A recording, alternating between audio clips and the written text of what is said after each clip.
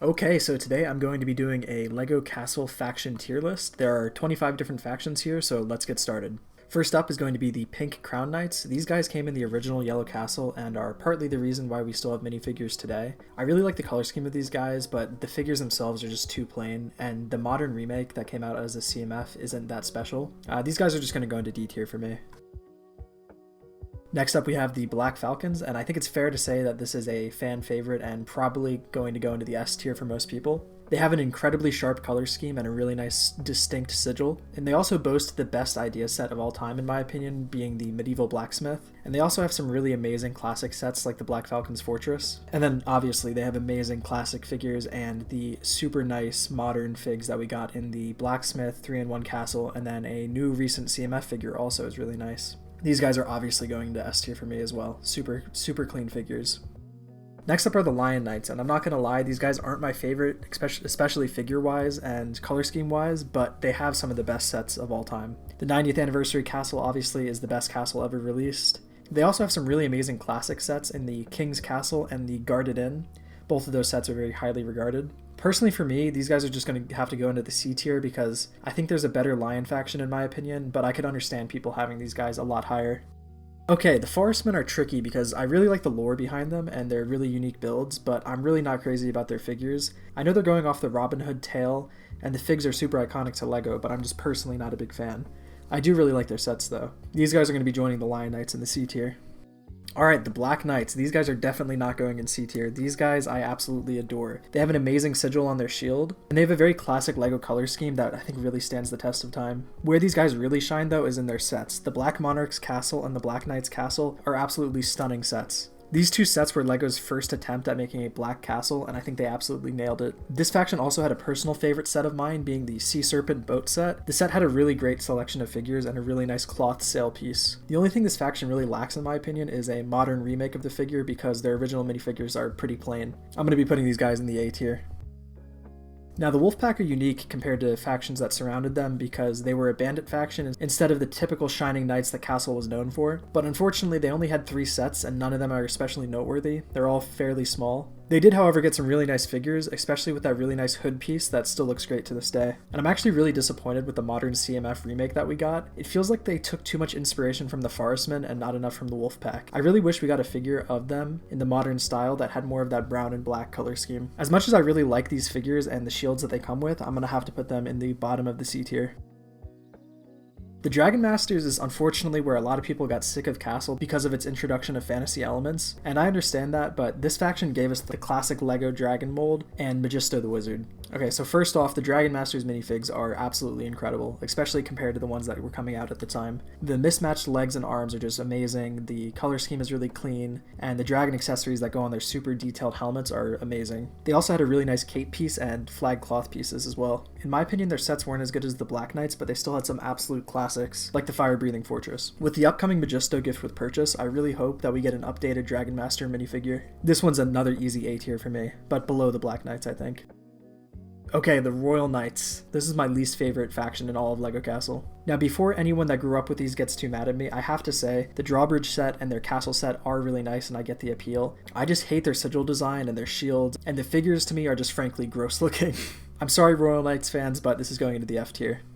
Okay, the Dark Forestmen represent to me what could have been if LEGO was to give us another wave of Wolfpack sets. I really wish that we would have gotten a Wolfpack-centered wave instead of getting the Dark Forestmen, but at least we got a few cool Forestmen sets from this. I'm going to put these guys at the same place as the Forestmen.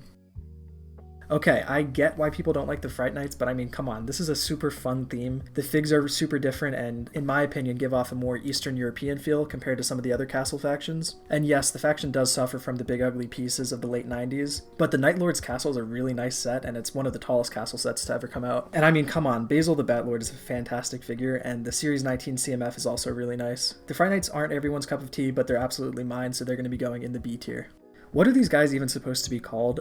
There's too many lion factions, and these guys are one of the worst ones. I think they have really nice figures, being the King Leo figure and the Queen Leonora figure, but other than that, there's just nothing special here. I mean, they did get a cool stained glass piece in their castle set, but again, these sets similar to the Fright Knights suffer from the same problems of just big pieces and not super unique builds. They're definitely better than the Royal Knights in the figure department, but way worse when it comes to the builds. These guys are going in F tier just above the Royal Knights.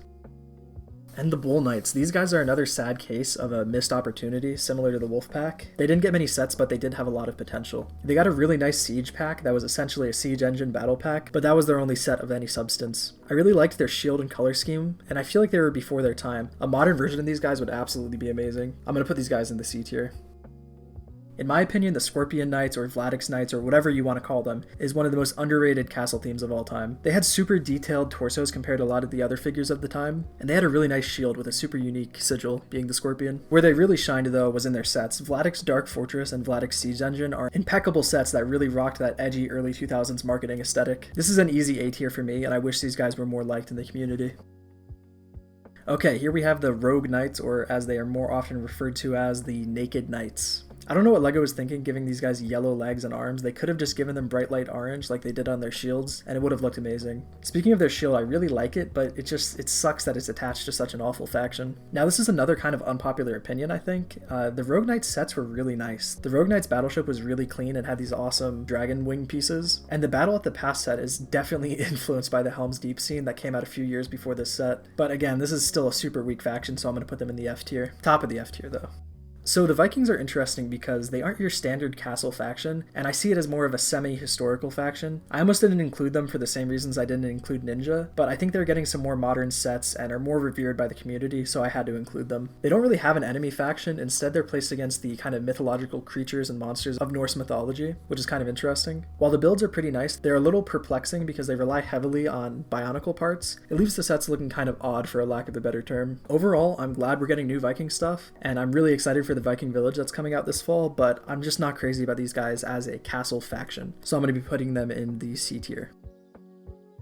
Okay, the Crown Knights of the Fantasy Era. So, full disclosure, I am super biased towards the Crown Knights because I kind of grew up with Fantasy Era and I'm nostalgic for a lot of the sets. And the jump in print quality from Knights Kingdom 2 to Fantasy Era is just crazy. The prints on the torsos for the Crown Knights are so high quality. I also really like the dark blue, silver, and gold color scheme that they had. It gave them a really regal appearance. They had a pretty bog standard flagship castle set. It wasn't bad by any means, but it's nothing special. Their best set was probably the Medieval Market civilian set or the Drawbridge set. They also got a really stellar modern CMF being the Heroic Knight. These guys are probably my favorite quote-unquote good guy faction, and they're going to be going in the A tier. There isn't really a lot to be said about the Skeleton Knights. They're nice and have some really cool sets with the fortress and their warship, and they're a decent enemy faction, so I'll put them into D tier, but there's really not much to say about them.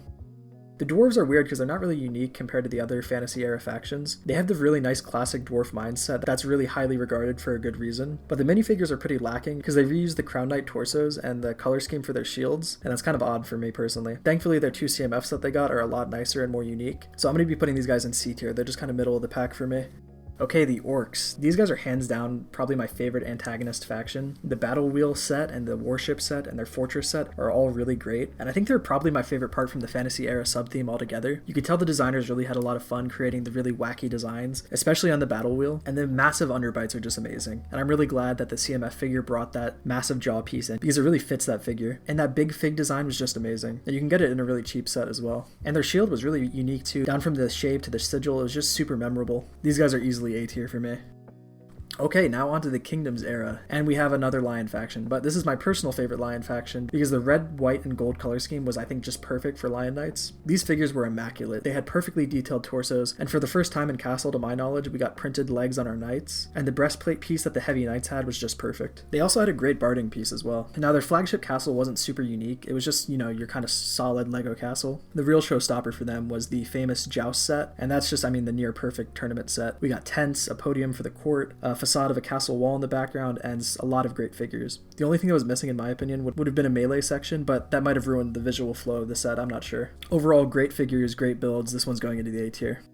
And another dragon faction. The lions and the dragons are probably LEGO's most redone factions, but for good reason. They are pretty iconic when it comes to medieval heraldry. In my opinion, LEGO Kingdoms was the perfect reimagining of Castle for a new audience. It brought familiar motifs of the heroic and brave lion knights against dangerous dark dragon knights to a new generation, and I think it did it to perfection, but that's a topic for another video. The green dragons had a super unique color scheme of dark green, pearl dark gray, and some yellow tones in their shields, along with gold accents in their armor. This color scheme just worked really well for me, but I know a lot of people don't like it. The quality quality of prints, again, was just perfect, down from the armor to the barding and torsos. They were just all incredible. And the builds were also really nice. Brown and black castles and fortresses, and it was just really nice. They had this real vibe of a band of robber knights in my mind that I really like. It was a great contrast to the red lions as well that they opposed. Unfortunately, the green dragons didn't get many sets because the Kingdoms line was cut short in favor of Castle 2013, and they never got a full castle set, and that really sucks because their style would have looked so nice in a castle set. These guys are easily a top 3 favorite faction of all time for me. They're going straight to the S tier. And here we have the sub-theme that killed Kingdoms, Castle 2013. First up is going to be the Blue Lions. They reused a similar style to the Royal Knight sigil, which I obviously don't like. The one thing these guys have going for them is their quality minifigure prints and the graphic design work on their shields. They look very clean, and they introduced the new horse head armor, which I really like, but their builds they felt very uninspired to me, and they didn't do anything that hadn't been done before. So for those reasons, these guys are going to the F tier. They killed LEGO Kingdoms. I do not like these guys. And I feel similarly about the Red Dragons. We just had a great dragon theme and a great lion theme a few years before this came out. Why did this have to kill Kingdoms? Now the figures are really nice. I think they're a bit better than the lions from this theme.